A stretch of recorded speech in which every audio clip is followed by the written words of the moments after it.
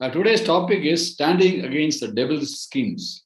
आज का विषय है हमारा शैतान के योजनाओं चालबाजियों के विरोध में कैसे हम खड़े रह सकते हैं। In this world, the only enemy we have is the evil one. इस संसार में अगर कोई हमारा शत्रु है तो वो शैतान है। Now there are many people against us and we assume that they are our enemies. बहुत सारे लोग हमारे विरोध में होते हैं और हम सोचते हैं शायद ये हमारे दुश्मन हैं, But they are not our enemies. लेकिन वो हमारे दुश्मन नहीं हैं। Behind them is a spirit that controls them, and that's why they trouble us. They are only tools in the hands of the evil one. और उनके पीछे जो कार्य करता है वो शैतान है और वो तो सिर्फ उस शैतान के मोहरा हैं जो हमें परेशान करते हैं। And in fact, in 1 Peter chapter 5 verse 8, Peter writes, पहला पत्रस उसका 5 और उसके 8 में पत्रस कहते हैं, be self-controlled and alert. कहते हैं कि सचेत रहो और जागते रहो। Your enemy, the devil, prowls around like a roaring lion looking for someone to devour. क्योंकि तुम्हारा विरोधी शैतान गरजने वाले सिंह की नाई इस खोज में रहता है कि किसको फाड़ खाए। Resist him, standing firm in the faith. विश्वास में दृढ़ होकर और ये जानकर उसका सामना करो। And the word enemy is a singular, it's not plural, not enemies but enemy. और यहाँ पर जो विरोधी लिखा है, दुश्मन जो लिखा है वो एक ही दुश्मन है, बहुत सारे दुश्मनों का वर्णन नहीं है। So behind every person against us, opposed to us and trouble us, there's a spirit that works and we have to stand against that spirit. और हमारे सभी के विरोध में जो एक आत्मा काम करती है, वो विरोधी आत्मा जो काम करती है, और वो उसके विरोध में हमें कैसे हमें खड़े रहना है, इसके बारे में हम पढ़ेंगे आज। We have to understand that God has given us every resource we need to stand against the devil and to fight this good fight of faith. और हमें इस बात को अच्छे से समझना है कि परमेश्वर ने हमें सारे साधन दिए हैं कि हम कैसे इस विरोधी का सामना कर सकें और उससे युद्ध कर सकें। In Ephesians chapter 6 verse 10 onwards, Paul writes, इफिसियों 6 अध्याय उसकी 10 आयत से आगे पौलुस इस रीति से लिखते हैं, be strong in the Lord and in his mighty power. परमेश्वर के सारे हथियार बांधकर तुम स्थिर खड़े रहो, बलवंत बनो। Put on the full armor of God to be able to stand against the devil's schemes. परमेश्वर के सारे हथियार बांध लो कि तुम शैतान की युक्तियों के सामने खड़े रह सको। To stand against the devil's scheme, you must first of all understand the devil's schemes, how he works. और कैसे उसके विरोध में खड़े रहना है, इसका मतलब ये है कि हमें उसकी योजनाओं को, उसकी चालाकियों को समझना है। We should not be obsessed by the devil's works in the world today, rather be aware of them. हमें शैतान के बातों से, चालबाजियों से हमें घबराना नहीं है, लेकिन हमें उसके बारे में चौकन्ना रहना है, सचेत रहना है। In 2 Corinthians chapter 2 verse 11, Paul writes, दूसरा कुरिन्थियों और उसका 2 अध्याय और उसकी 11वीं आयत में, we are not unaware of the devil's schemes, he says. वहां पे वो लिखता है, शैतान का दांव हम पर ना चले क्योंकि हम उसकी युक्तियों से अनजान नहीं हैं। Now, the devil can do nothing about our salvation. शैतान हमारे उद्धार के कार्य में कुछ भी नहीं कर सकता। God has given us the gift of salvation. We are in the hands of Jesus and no one can snatch us out of his hands. प्रभु ने हमें उद्धार दिया है और कोई हमें प्रभु के हाथ से नहीं छीन सकता और कोई हमारे उद्धार को भी नहीं छीन सकता। Salvation is a gift of God. उद्धार परमेश्वर का दान है। And like every gift of God, once he gives it, he will not take back. और जैसे हर एक वरदान प्रभु देते हैं और देने के बाद कभी वापस नहीं लेते। Romans 11:29 says, his gifts and his call are irrevocable. He will not take back. Romeo 11 और 29 में हम पढ़ते हैं, वहां पर लिखा है, क्योंकि परमेश्वर अपने वरदानों से और बुलाहट से कभी पीछे नहीं हटता। And therefore salvation he will never take away. The devil knows that, but we must know that. और इसीलिए शैतान भी इस बात को जानता है कि परमेश्वर उद्धार को कभी वापस नहीं लेंगे और हम मनुष्य भी इस बात को जानते हैं। Unfortunately, many Christians doubt their own salvation. हाँ, लेकिन ये बड़ी खेद की बात है कि बहुत सारे मसीही लोग अपने उद्धार पर शक करते हैं, Forgetting the words of the Lord Jesus Christ. प्रभु के वचन पर पूरी रीति से भरोसा नहीं रखते। In John 10:27-28, Jesus says, यूहन्ना chapter 10, यूहन्ना 10:27 में इस रीति से प्रभु यीशु मसीह ने कहा, my sheep listen to my voice. मेरी भेड़ें मेरा शब्द सुनती हैं I know them and they follow me. और मैं उन्हें जानता हूं और वो मेरे पीछे पीछे चलते हैं, I give them eternal life, और मैं उन्हें अनंत जीवन देता हूं, and no one can snatch them out of my hands. और वे कभी मेरे हाथ से छीन न लेगा. And the next verse, Jesus says, my Father is greater than all. और अगली आयत में लिखा है, मेरा पिता जिसने उन्हें मुझको दिया है वो सबसे बड़ा है. No, my Father is greater than all, वो सबसे बड़ा है, and no one can snatch them out of his hands. और कोई उन्हें पिता के हाथ से छीन नहीं सकता. So they are secure in the hands of Jesus. We are saved. We are heading towards heaven. और अगर हम प्रभु यीशु मसीह के हाथ में सुरक्षित हैं और हम स्वर्ग की ओर अग्रसित हैं, बढ़ रहे हैं. And devil cannot snatch us out of the Lord's hands. और प्रभु यीशु मसीह के हाथ से शैतान हमें छीन नहीं सकता. But then he knows while we live in this world, he can trouble us here. लेकिन वो ये जानता है कि जब तक हम इस पृथ्वी पर रहते हैं वो हमें परेशान जरूर कर सकता है. He will try to make our life as difficult as possible in this world. वो पूरा प्रयास करेगा कि हमारे जीवन को जितना अधिक हो सके परेशान कर दे. But we can stand against him by the resources God has given us. लेकिन प्रभु के साधनों के द्वारा से हम उसके विरोध में खड़े रह सकते हैं. God has given us a spiritual armor. प्रभु ने हमें आत्मिक हथियार दिए हैं. And Paul says, put on the full armor of God. और पौलुस कहते हैं प्रभु के सारे हथियार बांध लो, For the day of evil comes, you'll be able to stand. ताकि वो जो बुरे दिन आए तो हम उसके विरोध में खड़े हो सकें. And it goes on to say, our struggle is not against flesh and blood. फिर वो आगे कहता है कि हमारा युद्ध जो है वो शरीर और लहू से, मांस और लहू से नहीं है. From Ephesians chapter 6 verse 12 onwards. इफिसियों 6 और 12 आयत से आगे, Struggle is not against flesh and blood, क्यों हमारा मलयुद्ध लहू और मांस से नहीं है, but against rulers, against authorities, against the powers of the dark world, परंतु प्रधानों से और अधिकारियों से और इस संसार के अंधकार के हाकिमों से, against the spiritual force of evil in the heavenly realms. और उस दुष्टता की आत्मिक सेनाओं से है जो आकाश में है. So Paul exhorts the church members to put on the full armor of God, their spiritual weapons given to us. इसलिए पौलुस प्रोत्साहित करते हैं कलीसिया के सभी सदस्यों को कि अपने पूरे हथियारों को बांध लो ताकि उसका सामना कर सको. And he identifies the belt of truth, और फिर वो सत्य की पेटी कमरबंद के बारे में बताते हैं, breastplate of righteousness, और धार्मिकता की झिलम, feet, the readiness to come to the gospel of peace, और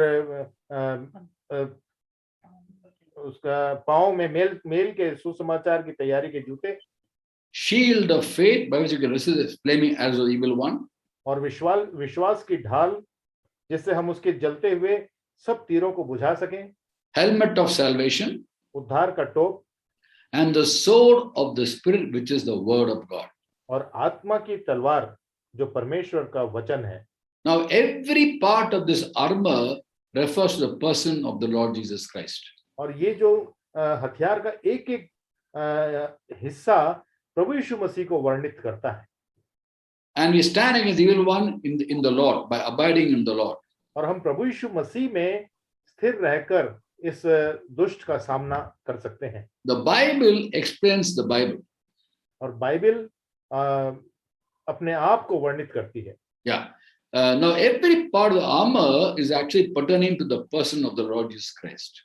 इस हथियार का एक एक हिस्सा प्रभु यीशु मसीह को दर्शाता है. The belt of truth. सच्चाई की कमरबंद. In John 14:6, Jesus says, I am the truth. और यूहन्ना 14:6 में प्रभु ने कहा कि मैं सत्य हूँ. Breastplate of righteousness. और धार्मिकता की झिलम. 1 Corinthians 1:30 says, Christ is our righteousness. पहला कुरिन्थियों 1:30 कहता है कि प्रभु यीशु मसीह हमारी धार्मिकता है. Feet, the gospel of peace. और पाँव जो मेल मिलाप के सुसमाचार के जूते. Malachi chapter 4 verse 5 says, He is our peace. Malachi 4 और उसका 5 आयत में हम पढ़ते हैं कि वो हमारी शांति है. Ephesians 2:14, He is our peace. इफिसियों 2:14 में लिखा है वो हमारी शांति है. Shield of faith. और झिलम ढाल धार्मिकता की, विश्वास की ढाल. Shield of faith. विश्वास की ढाल. Yeah. And in Hebrews 12:2 it says Jesus is the author and perfecter of our faith. और इब्रानियों 12:2 में लिखा है कि प्रभु यीशु मसीह हमारा सृष्टिकर्ता और पूरा करने वाला है। helmet of salvation, और टोप, उद्धार का टोप। in Psalm 27 verse 1 it's written, the Lord is my light and my salvation, whom shall I fear? और भजन संहिता 27 और 1 में लिखा है कि प्रभु मेरी झिलम, मेरा मेरा उद्धार और चट्टान है, मैं किससे डरूं? The Lord himself is my salvation. प्रभु मेरा उद्धार है। And the sword of the Spirit, which is the word of God. और आत्मा की तलवार जो प्रभु का वचन स्वयं है। And Revelation chapter 19 verse 13 says that Jesus Christ is the word of God.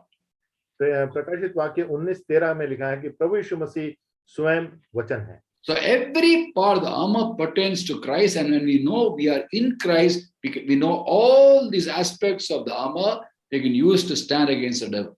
सारा हथियार जो है प्रभु यीशु मसीह को प्रकट करता है, और जब हम मसीह में हैं तो वो हमें पूरी रीति से सुरक्षित रखते हैं। The belt of truth, we find truth in Jesus, and all truth he leads us into the Holy Spirit. और सत्य के कमर बंद जो है वो प्रभु यीशु मसीह में सब कुछ सत्य है, वो हमें सत्य से सुरक्षित रखते हैं। When evil one tries to confuse us with the lies, we can discern the lies by holding on to truth in the scriptures. जब हमें दुष्ट हमें झूठी बातों से भरमा देना चाहता है, प्रभु यीशु मसीह के सत्य से हम उसका सामना कर सकते हैं। The Holy Spirit leads us into all truth. क्योंकि प्रभु यीशु मसीह का आत्मा हमें सत्य की ओर ले जाता है। In John 16:30 is mentioned that. यूहन्ना 16:33 में 16:13 में इस लिखा है। And then in 1 John 2:27 we read, पहला यूहन्ना 2:27 में हम पढ़ते हैं, the anointing will teach us all things. और जब परमेश्वर का आत्मा हमें सब कुछ सिखा देगा। We have been given the truth, and the devil cannot confuse us with the lies. और जब ये हमें अभिषेक होगा तो हम सत्य को पहचान लेंगे और हम भरमाए नहीं जाएंगे। Then we have been given the breastplate of righteousness. और जब हम धार्मिकता की झिलम देखते हैं, You don't try to confuse us and say you are a sinner, you are fit for nothing, you can't make it to heaven, and he'll try to attack our righteousness. और दुष्ट हमारे धार्मिकता को पर हमला करता है ये बताने के लिए कि हम लोग अधर्मी हैं या हम लोग धर्मी नहीं बन सकते।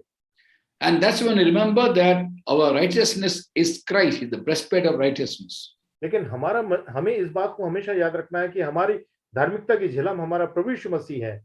1 Corinthians 1:30, he is our righteousness. पहला कोरिन्थियों 1:13 में लिखा है वो हमारी धार्मिकता है। The word righteousness actually means justification. धार्मिकता का अर्थ है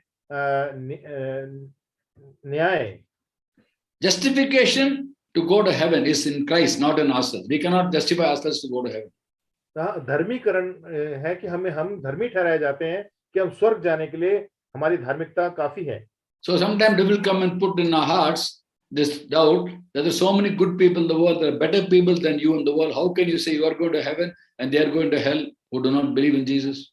बहुत समय शैतान हमारे मनों में ये बात लाता है कि तुमसे बहुत ज्यादा अच्छे लोग इस पृथ्वी पर हैं, तो वो धर्मी जब वो नरक में जाएंगे तो तुम कैसे स्वर्ग में जा सकते हो? We have to tell them that our righteousness is in Christ.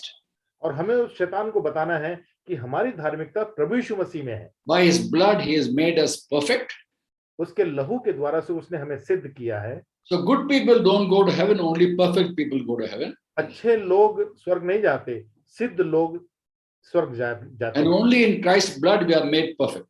और सिर्फ प्रभु यीशु मसीह के लहू के द्वारा से हम सिद्ध किए जाते हैं। And in terms of physical analogy, the breastplate protects the heart of man, the physical man. शारीरिक रीति से देखा जाए तो झिलम जो है वो मनुष्य के हृदय को सुरक्षित रखता है, छाती को बचाता है। So the heart of assurance of salvation is the righteousness of Christ, not our righteousness. और अगर हमारे मन में प्रभु यीशु मसीह के उद्धार के लिए अगर हमारे मन में पूरी रीति से दृढ़ता से हमने समझ लिया है तो फिर हम झुठला नहीं सकते। And then the feet fitted with the readiness that comes from the gospel of peace. और जो सुसमाचार के मेल के जूते जो हैं वो परमेश्वर के वचन से सुसमाचार से आते हैं। And Christ is our peace. और प्रभु यीशु मसीह हमारा शांति दाता है, शांति है। This peace nobody can take away. और ये शांति हमसे कोई छीन नहीं सकता। They will try to disturb that peace. शैतान इस शांति को भंग करना चाहता है by trying to tempt us, but trying to give us difficulties in life. हमें हमें प्रलोभन देकर, हमारे जीवन में परेशानियां लाकर. He brings temptations, he brings tests to us. बहुत सारी प्रलोभन लाता है, बहुत सारी परीक्षाएं लाता है हमारे जीवन में. But Jesus said in John 16:33, लेकिन प्रभु ने यूहन्ना 16:33 में कहा, I've told you these things that in me you will have peace. और प्रभु ने ये कहा, मैंने तुम्हें ये बातें इसलिए कह दी कि तुम्हें मुझ में शांति मिले. In the world you will have troubles, but take heart, I overcome the world. तुम संसार में तुम्हें बहुत सारी परेशानियां होंगी, लेकिन ढाढ़स बांधो, मैंने संसार को जीत लिया है. So peace is in Jesus and nobody can take away that peace. So हमारी जो शांति है वो प्रभु यीशु मसीह में है, और उस शांति को कोई हमसे छीन नहीं सकता. And we preserve that peace by walking in the ways of God. और हम उसकी सुरक्षा, उस शांति की सुरक्षा हम प्रभु के मार्गों में, प्रभु के वचन के मार्गों में चलकर कर सकते हैं. Then the Lord has given us the shield of faith. फिर प्रभु ने हमें धार्मिकता की झिलम दिया है, By which we can extinguish the flaming arrows of the evil one. ताकि हम दुष्ट के जलते हुए तीरों को बुझा सकें. Now, while the breastplate, the belt, the shoes are all stationary, they are fixed weapons. और जो हमारी जो झिलम है और जो जूते हैं, ये जो हेलमेट, ये सब लगे हुए हैं, वो हमसे अलग नहीं होते. Whereas the shield is movable. लेकिन जो हमारी ढाल है वो इधर उधर हम घुमा सकते हैं. Shield and sword are both movable. और ढाल और तलवार दोनों हम इधर उधर घुमा सकते हैं. Now the evil one tries to bring different difficulties, flaming arrows of evil one from different directions. और जो दुष्ट है, शैतान जो है, ये हमें अलग अलग दिशाओं से हमारे ऊपर जलते हुए तीर छोड़ता है. And we resist him by standing firm in the faith. और हम विश्वास में स्थिर खड़े रहकर उसका सामना कर सकते हैं. For every flaming arrow of the evil one, we have a shield. We can stop that and resist it by faith. और हर एक जलता हुआ तीर जो शैतान दुष्ट फेंकता है हम पर, उसको हम ढाल के द्वारा से उसको हम अपने आप को बचा सकते हैं उससे. For example, he brings different kinds of troubles. उदाहरण के लिए वो हमारे ऊपर अलग अलग तरह की परेशानियां लेकर आता है. And in 1 Peter chapter 5 from verse 8, Peter writes, I'll quote all three, verse 8, 9, 10. पहला पत्रस उसका Chapter 5. 5वां अध्याय और उसकी 8 से 10 तक. 8 से लेकर 10 तक हम पढ़ेंगे. Peter writes, be self-controlled and alert. पत्रस ऐसे लिखते हैं, सचेत रहो और जागते रहो. Your enemy, the devil, prowls around like a roaring lion looking for someone to devour. क्योंकि तुम्हारा विरोधी शैतान गरजने वाले सिंह की नाई इस खोज में रहता है कि किसको फाड़ खाए. Resist him standing firm in the faith. विश्वास में दृढ़ होकर उसका सामना करो. Knowing your brothers throughout the world are undergoing the same kind of suffering. जानते हुए कि तुम्हारे भाई जो संसार में हैं ऐसे ही दुख भोग रहे हैं. He brings different kinds of suffering. वो हमारे पास अलग अलग तरह से समस्याएं या परेशानियां लेकर आता है. And we stand firm in the faith in the word of God, by which we understand for every trouble we face because of obedience to God, we are receiving corresponding rewards in heaven. और हम इस बात को अच्छे से जानते हैं कि हर एक समस्या जो वो लाता है उस पर हम विजयी होते हैं, तो उसके लिए स्वर्ग में हमें बड़ा इनाम मिलेगा. We resist by faith, faith in God's word. और इसीलिए परमेश्वर के वचन के द्वारा से हम इसका सामना करते हैं. Because in God's word there are so many promises. क्योंकि परमेश्वर के वचन में बहुत सारे ऐसे वायदे हैं. 7,487 promises. 7,487 वायदे हैं वचन. For every trouble there's a corresponding promise in the Bible by which you can stand against those forces. हर एक समस्या के लिए एक वायदा परमेश्वर के वचन में लिखा गया है जिसके द्वारा से हम अपने आप को स्थिर रख सकते हैं. That's why Ezra, when he went through difficulties, in Psalm 119 verse 50 he writes, Ezra जब कठिन समय से गुजर रहा था, भजन संहिता 119 और उसकी 50वीं आयत में वो इस रीति से लिखते हैं, My comfort in my suffering is this, your promise preserves my life, your word preserves my life. वो लिखते हैं, वो कहते हैं, मेरे दुख में मुझे शांति उसी से हुई है क्योंकि तेरे वचन के द्वारा मैंने जीवन पाया है. In fact, we hold on to God's promises by which you can stand against every trouble that the devil brings in different directions, flaming arrows of the evil one. और जितना हम परमेश्वर के वचन को दृढ़ता से थामे रहते हैं, उतना ही हम उस दुष्ट के जलते हुए तीरों का सामना कर सकते हैं, जो अलग अलग दिशाओं से वो हम पर फेंकता है। And our faith is in Jesus. He is the author and perfecter of faith. Our faith is in the person of Christ. और हमारा जो विश्वास है वो प्रभु यीशु मसीह के ऊपर है, क्योंकि वो हमारा सिद्ध करने वाला मसीह है। That's why when we face the evil one, we must understand our entire identity is in Christ. Without Christ, we are nothing. In Christ, we are everything. और इसलिए जब हम दुष्ट का सामना करते हैं, हम इस बात को अच्छे से जान लें कि हमारा अस्तित्व प्रभु यीशु मसीह में है। बिना प्रभु यीशु मसीह के हमारा कोई अस्तित्व है ही नहीं। Then the helmet of salvation. और फिर उद्धार का टोप। Now, helmet covers the most sensitive part of the human body, that is the brain and the head. और जो हेलमेट है, जो हमारा टोप है, वो हमारे सबसे मुख्य भाग को, सिर को, हमारे ब्रेन को, दिमाग को वो सुरक्षित रखता है। Now, when you drive a motorbike, you don't wear an entire armor, you wear only the helmet. और जब मोटरसाइकिल चलाते हैं तो हेलमेट पहनना पड़ता है, टोप पहनना पड़ता है, कार चलाने के वक्त में नहीं। No, what I mean is, you don't have to wear the armor, you don't have breastplate, belt, shoes, shield, and sword and drive a motorbike. You only helmet. लेकिन जब आप मोटरसाइकिल चलाते हो तो आपको झिलम नहीं पहनना, आपके हाथ में ढाल नहीं होना चाहिए, जूते पहनते हैं आप, लेकिन सिर में टोप जरूर होता है। The sensitive part of the human body is the brain, the head. और जो दिमाग है हमारा, वो सबसे ज्यादा जटिल या नाजुक है हमारे लिए। So helmet of salvation means being assured of your salvation. और जब हम उद्धार के टोप की बात करते हैं तो हम इस बात को समझ लें कि अपने उद्धार को हम के लिए हम पूरी रीति से सुनिश्चित रहें।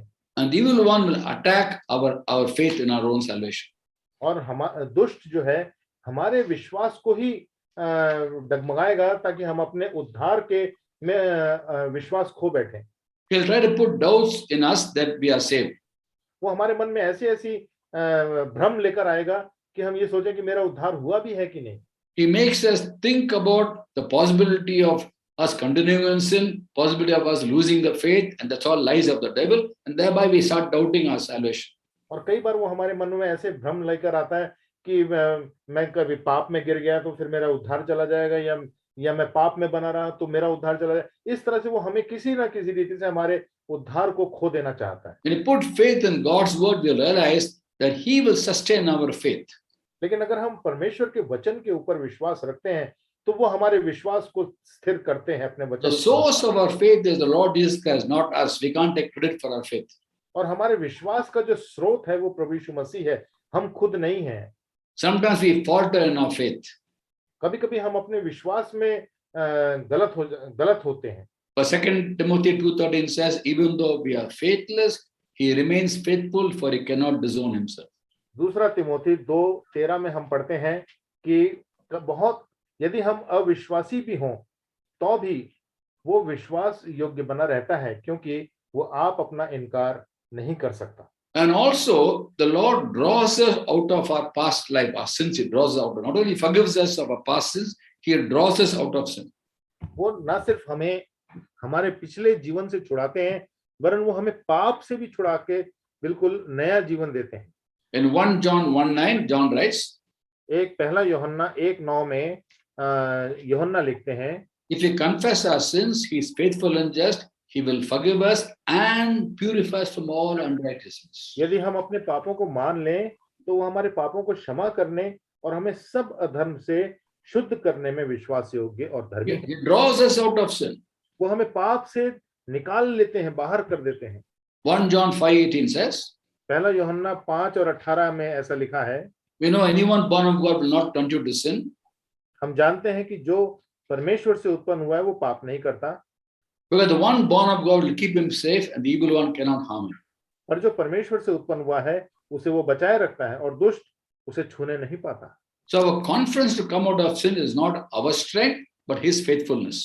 तो हमारा विश्वास से बाहर निकल, हमारा पाप से छूटना हमारे उस प्रभु यीशु मसीह के ऊपर विश्वास करने के द्वारा से संभव है।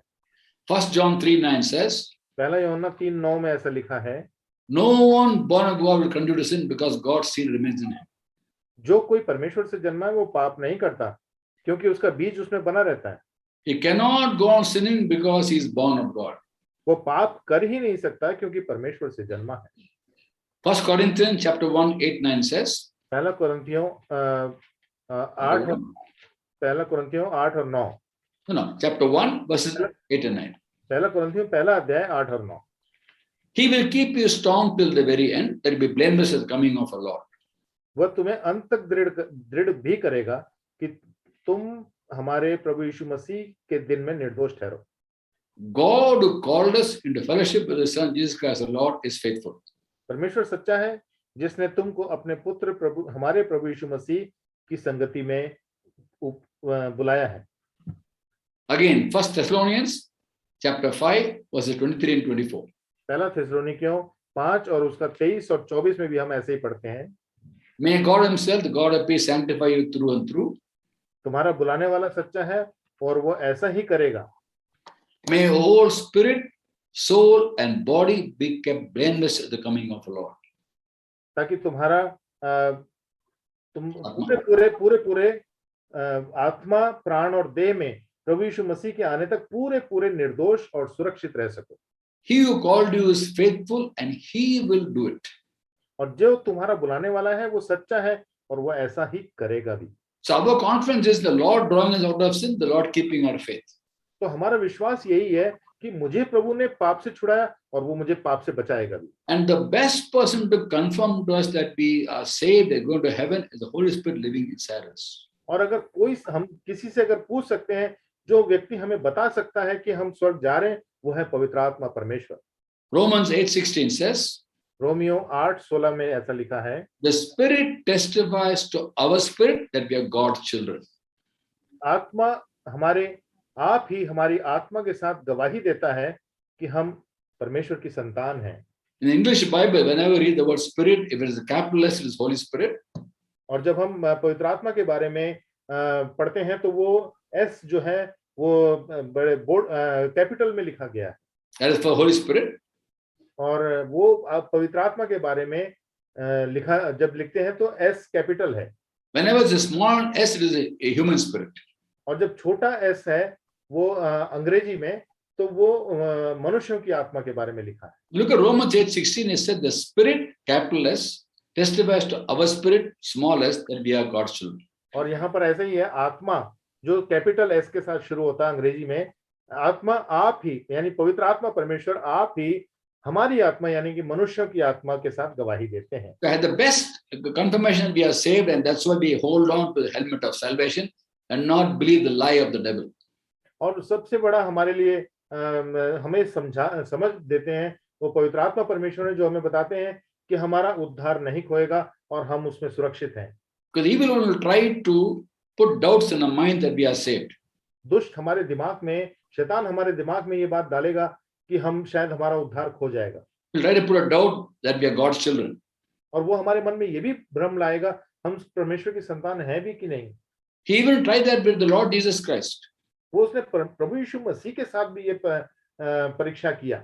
In Matthew chapter 4 verse 3 says, if you are the Son of God, tell the stones to become bread.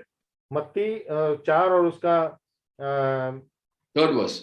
4 और 3 में ऐसा लिखा है, तब परखने वाले ने उसके पास आकर उससे कहा, यदि तू परमेश्वर का पुत्र है तो कह दे कि ये पत्थर रोटियां बन जाए।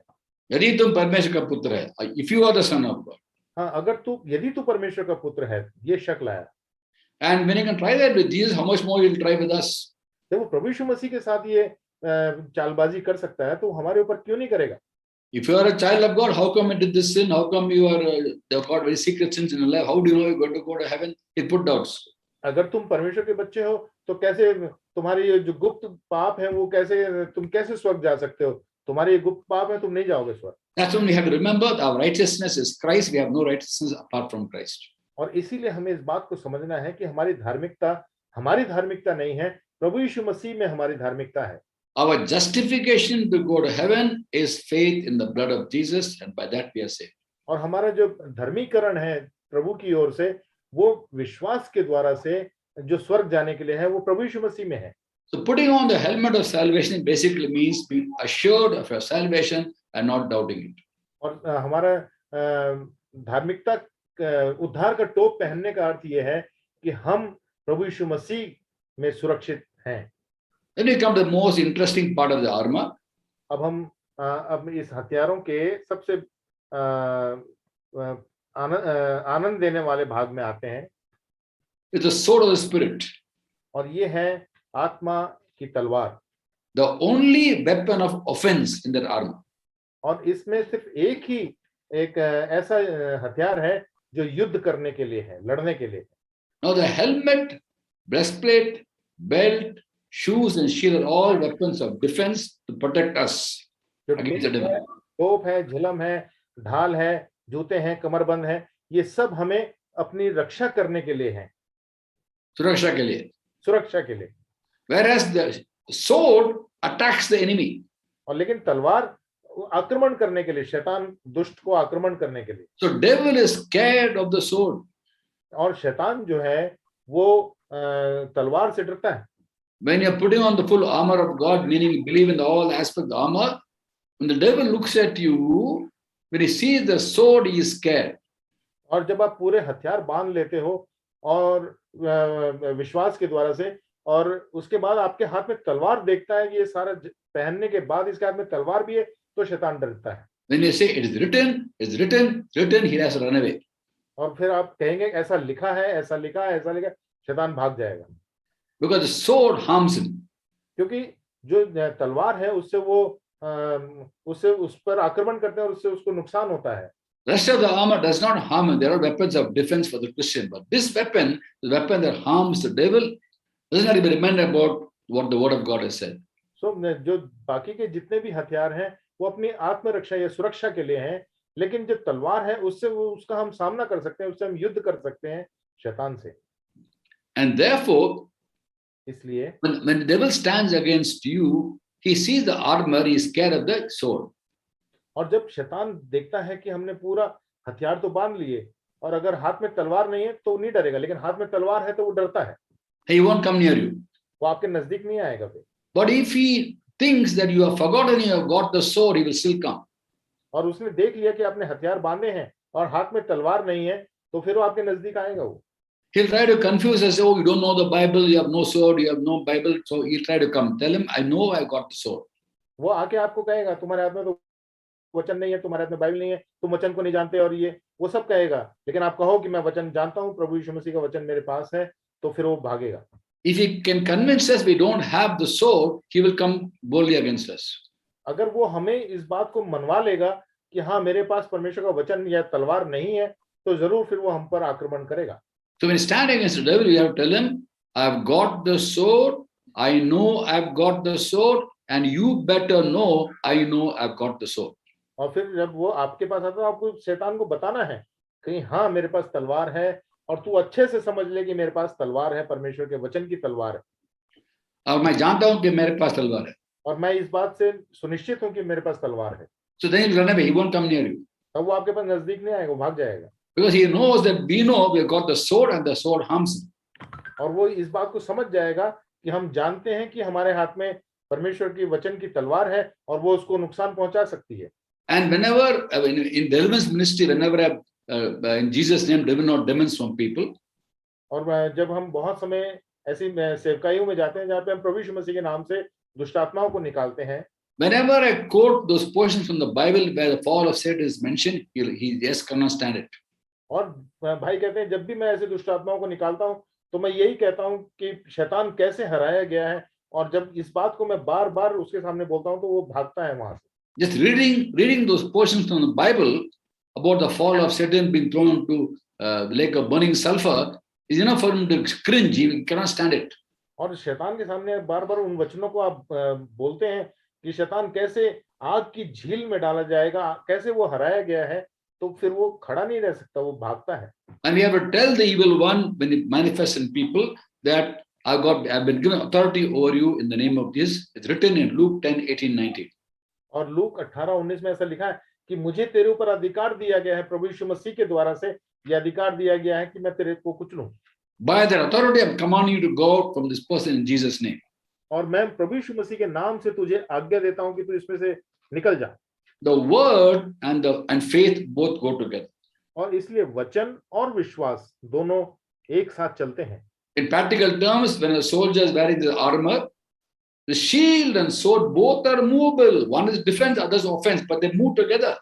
और जब एक विश्वासी के जीवन में उसने हाथ में ढाल भी लिया है और तलवार भी लिया है, एक अपने बचाव के लिए है और दूसरा आक्रमण के लिए है, दोनों इधर उधर घूमती हैं और दोनों एक साथ काम करती हैं। A soldier who is fighting with the shield and sword keeps both together. और जो व्यक्ति जो सिपाही लड़ रहा है वो ढाल और तलवार दोनों एक साथ रखता है, एक दिशा में रखता है। And they both movable. और दोनों इधर उधर घुमाता है वो। They are flexible. और वो घूम सकती हैं, चल इधर उधर हटाई जा सकती हैं। Now, faith comes from hearing the word. और विश्वास वचन के सुनने के द्वारा से आता है। Romans 10:17. रोमियो 10:17 में। And they receive the word of God by faith. और हम वचन को परमेश्वर पर विश्वास करने के द्वारा से ग्रहण करते हैं। So Hebrews 4:2 says we receive the word of God by faith. We are supposed to receive by faith. इब्रानी 4:2 में लिखा है कि विश्वास के द्वारा से हम वचन को अपने जीवन में ग्रहण करते हैं। The Thessalonians were known for their faith because they believed the word that came through Paul was not Paul's word but God's word. First Thessalonians 2:13. पहला थिस्सलुनीकियों 2:13 में थिस्सलुनीकियों ने इसीलिए परमेश्वर के वचन पर को ग्रहण किया क्योंकि उन्होंने इस बात को जान लिया कि ये पौलुस के वचन नहीं, ये परमेश्वर के वचन है। So we receive the word of God by faith as this God's word. और उन्होंने परमेश्वर के वचन को सचमुच वचन समझ परमेश्वर के वचन समझकर ग्रहण किया। Then thereby the faith further increases. और फिर उनका विश्वास बढ़ा और वो प्रभावशाली हुए। So faith and the word both go together. तो विश्वास और वचन दोनों एक साथ चलते हैं। With faith they stand against the evil one. With a sword we harm the devil by reflective verses that makes him run away from us. So विश्वास के द्वारा से हम शैतान में विश्वास के द्वारा से हम अपने आप को बचा सकते हैं और परमेश्वर के वचन के द्वारा से हम उसका सामना आक्रमण कर सकते हैं शैतान के ऊपर। When it comes to devil testing us, then we quote the word of God to him. और जब शैतान हमारी परीक्षा करने आता है तो हम परमेश्वर के वचन से उसको बताते हैं। When it tries to tempt us, again we quote the word of God. और जब वो हमारी परीक्षा करना चाहता है तो फिर हम परमेश्वर के वचन से उसका सामना करते हैं। Look at the example of the Lord Jesus Christ. और प्रभु यीशु मसीह के का नाम लेकर के हम करते हैं। When the evil one came to tempt him, he said, he quoted the word of God. It is written, it's written, it's written. जब प्रभु यीशु मसीह का परीक्षा लेने के लिए शैतान आया तो प्रभु यीशु मसीह ने कहा कि ऐसा लिखा है, वचन में लिखा है, वचन कहता है। 3 times he tried it, and then when Jesus quoted scriptures, he ran away. 3 बार उसने प्रभु यीशु मसीह से कहा, तीनों बार प्रभु यीशु मसीह ने वचन को उसके सामने दोहराया और वो भाग गया। The Lord never had to quote scripture. He could have just waved his hand, the devil would have gone. प्रभु को वचन बताने की आवश्यकता नहीं थी। प्रभु हाथ हिलाते तो शायद शैतान चला जाता वहां से। One look, he would have gone away. एक प्रभु उसकी तरफ देखते भी तो वो भाग जाता। But he quoted scripture as an example for you and me. प्रभु ने वचन को इसीलिए वहां पर बताया शैतान को ताकि हमारे लिए उदाहरण हो सके कि हम भी यही करें जो प्रभु ने। I've seen in my own life how by holding on to God's promises, God's word, I stand against the devil, devil flees from us. और भाई कहते हैं कि मैंने अपने जीवन में ये अनुभव किया है कि जब मैं वचन को थाम करके शैतान का सामना करता हूं तो शैतान भागता है। James chapter 4, 7 and 8 says, याकूब 4 अध्याय 7 और 8 आयत में हम पढ़ते हैं, submit yourself then to God. इसीलिए परमेश्वर के अधीन हो जाओ। Resist the devil, he will flee from you. और शैतान का सामना करो तो वो तुम्हारे पास से भाग निकलेगा। Draw close to God, God will draw close to you. परमेश्वर के निकट आओ तो वो भी तुम्हारे निकट आएगा। You don't have to fight the devil. Resist him, he'll run away. हमें शैतान से लड़ने की आवश्यकता नहीं, सिर्फ उसका सामना करना है। He's already defeated by Christ on the cross. वो प्रभु यीशु मसीह के द्वारा से क्रूस पर हरा दिया गया है। There's one more weapon given to us, not mentioned in the 6th chapter of Ephesians. और एक और हमें हथियार दिया गया है, वो ये इफिसियों की पत्री 6 अध्याय में उसका जिक्र नहीं है। There is authority over the thoughts the devil brings to us.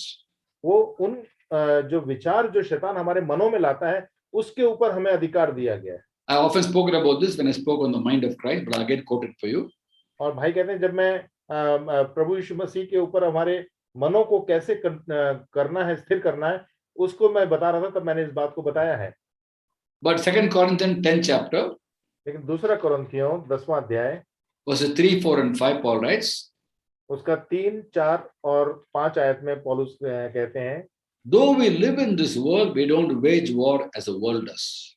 यद्यपि हम शरीर में चलते फिरते हैं, तब भी हम शरीर के अनुसार नहीं लड़ते, The weapons we fight with are not weapons of this world. क्योंकि हमारी लड़ाई के हथियार शारीरिक नहीं, On the other hand, they have divine power to demolish strongholds. पर गढ़ों को ढा देने के लिए परमेश्वर के द्वारा सामर्थी है। We demolish arguments and every pretension that sets itself up against the knowledge of God, and we take captive every thought and make it obedient to Jesus. तो हम कल्पनाओं को और हर एक ऊंची बात को जो परमेश्वर की पहचान के विरोध में उठती है खंडन करते हैं और हर एक भावना को कैद करके मसीह का आज्ञाकारी बना देते हैं। This is a spiritual weapon, not a physical weapon. ये एक आत्मिक हथियार है, शारीरिक हथियार नहीं है। This is again a weapon given to all believers. We should use authority and make sure every thought that we entertain are godly thoughts and rebuke every unwanted, ungodly thought. और ये हम हर विश्वासियों को ये दिया गया है, ये हथियार दिया गया है ताकि हम शैतान का इसका सामना कर सकें, इस हथियार का इस्तेमाल करके। And never forget that God is on our side. और हम ये बात कभी ना भूलें कि परमेश्वर हमारे साथ है। This sword is a sword of the Spirit. और जो ये तलवार है, ये आत्मा की तलवार है। So the sword of the Christian, sword of the Spirit given to a Christian. और जो आत्मा की तलवार है, हर एक मसीही विश्वासी को दी गई।